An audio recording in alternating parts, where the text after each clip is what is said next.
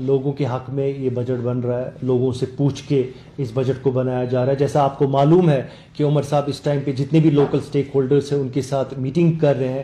کل انہوں نے ٹریڈ باڈیز کو بلایا تھا, بزنس کے ساتھ جو وابستہ ہیں یا باقی جتنے بھی سیکٹرز یہاں پر جو یہاں کی اکانومی کو ڈرائیو کرتے ہیں, ان سے بات کر کے عمر صاحب نے جو فیڈ بیک لیا, اور وہ سارا ریفلیکٹ ہوگا جو بجٹ عمر صاحب پریزنٹ کریں گے 2 یا 3 فروری کو اسمبلی میں.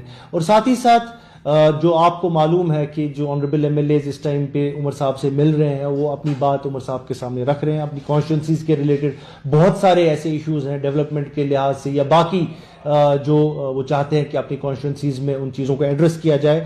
کل ہی ایک batch of honourable M L As ملے عمر صاحب سے, ہمارے اننت ناگ کے آج مل رہے ہیں, ساؤتھ کے, نارتھ کشمیر کے آج عمر صاحب سے مل رہے ہیں.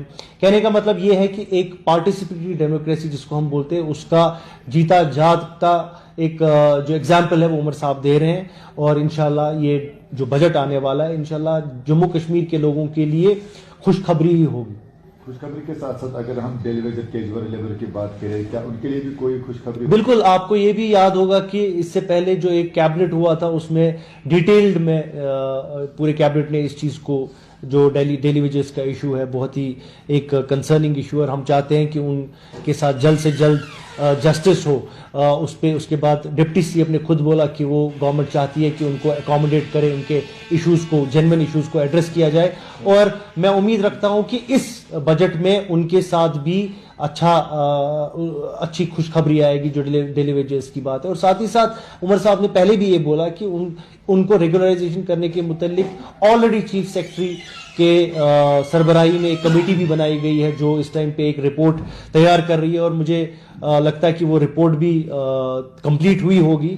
اوور آل میں یہ کہوں گا کہ خاص کر جو ڈیلی ویجرز کا مسئلہ ہے کہ وہ مطمئن رہے, اور انشاءاللہ یہ سرکار ان کا جو ایک جینوئن ایشو ہے اس کو انشاءاللہ اچھے سے ایڈریس کرے گی. بہت ٹائم سے یہاں پہ خوشخبری چل رہی تھی, تو کل جو ہے جموں کشمیر میں بارہ باری اچھی خاصی دیکھنے کو ملی, تو اس کے بعد ایڈمنسٹریشن کی کس طرح کا کام رہا؟ سب سے پہلے ہم اللہ کا شکر کرتے ہیں کہ اتنا جو پرولونگ ڈرائی اسپیل جو رہا اس کی وجہ سے بہت ہی نقصان ہو رہا تھا یہاں. چاہے ہارٹیکلچر سیکٹر کو, آپ کو یہ بھی معلوم ہوگا 2 مین سیکٹرز ہیں, ہارٹیکلچر اور ٹورزم سیکٹر, وہ دونوں پریشان تھے. لیکن الحمدللہ جو ایک بہت زبردست برف باری ہوئی وہ اس سے ایک تو ہارٹیکلچر کو بھی ریوائیو ملا, اور جو ٹورزم سیکٹر ہے اس کو تو ملے گا ہی ملے گا. ساتھ ہی ساتھ یہ بھی دیکھنا پڑے گا آپ کو جو یہاں پہ ایسنشل سروسز ہیں.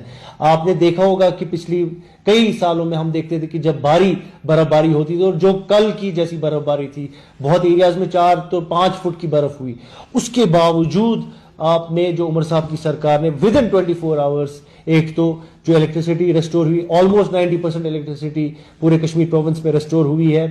جو مین روڈز ہیں, آل مین روڈز ہیو بین کلیئرڈ, اور آرٹریز اور لنکس ہیں ان کو بھی کلیئر کیا جا رہا ہے. اور بجلی اور پانی کا جو نظام ہے, جو پانی بھی امپیکٹ ہوا تھا وہ بھی پانی بھی آ رہا ہے واپس. تو اوور آل جو میں بول رہا ہوں ایک جس طریقے کی ایڈمنسٹریشن ہونی چاہیے وہ دکھ رہی ہے.